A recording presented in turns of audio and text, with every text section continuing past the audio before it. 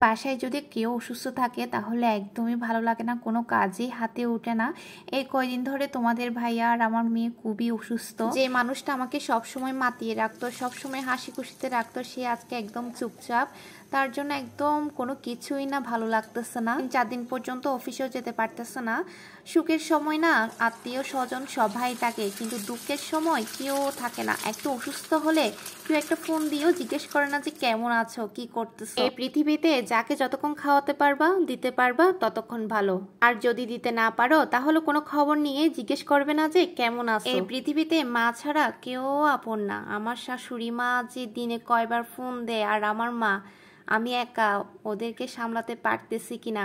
যেহেতু আমার জামাইও আমার মেয়ে অসুস্থ, সবকিছু আমাকে একা হাতেই সামলাতে হচ্ছে। তো আজকে সকালে হচ্ছে একটু হালকা পাতলা নাস্তা বানাইছি, পরোটা আর হচ্ছে ডিম, তাও বানাইছি কিন্তু কিন্তু এত বেশি খাই নাই, সবগুলো রয়ে গেছে।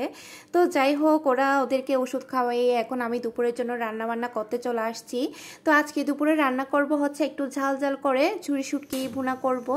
এই তরকারি রান্না করতেছি না কেন, সব তরকারি কিন্তু একটু একটু করে সব তরকারি রয়ে যাচ্ছে, অনেকগুলো তরকারি জমে গেছে, এগুলো তো আর খাওয়া যাবে না, সবগুলো ফেলে দিতে হয়েছে। তো বলতেছে যে একটু ঝাল ঝাল করে চুই শুটকি রান্না করো আর হচ্ছে একটা ভাজি করো, বেশি কিছু রান্না করিও না যেহেতু খেতে পারতেছি না। তো একটু কাঁচামরিচ দিয়ে আলু আর কাঁকরোল এভাবে একসাথে ভাজি করব। তো দেখি না ভাজি করলে একটু দুটো ভাত খাই কিনা।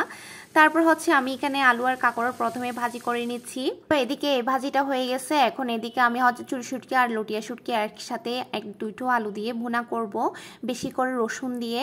তো এদিকে আমি খুব সুন্দর মতো এগুলো ধুয়ে নিচ্ছি, যেহেতু শুকনা মাছ একটু ভালো মতো ধুতে হবে। তো এদিকে মাছগুলো খুব সুন্দর মতো ধুয়ে নিয়েছি, তারপর এদিকে এটা মাছটা ভুনা করতে বসিয়ে দিয়েছি। এখানে একটু তেলের পরিমাণটা বেশি দিতে হবে, শুটকি ভুনাতে একটু তেলের পরিমাণটা একটু বেশি দিলে স্বাদটা একটু মানে ভালো হয় আর কি।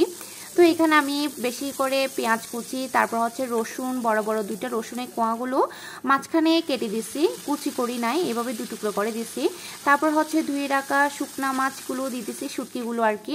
এখন এগুলো একটু ব্রাউন কালার করে ভেজে নিব। তারপর হচ্ছে হলুদের গুঁড়া দিব, ধনিয়ার গুঁড়া, তারপর হচ্ছে জিরার গুঁড়াটা ছিল না, তো জিরা গুঁড়াটা দিতে পারি না, জিরা গুঁড়াটা দিতে পারলে আরও একটু মজা হতো।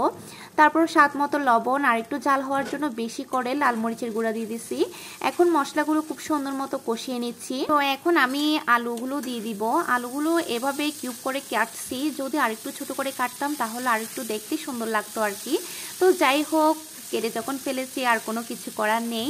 তো দেখো এখানে আমার শুটকি ভুনা কীরকম হয়েছে, ফাইনাল লুক দেখেই মনে হচ্ছে কিন্তু অনেক মজা হবে। তো এই তো এখন খাওয়া দাওয়া করতে বসে যাব।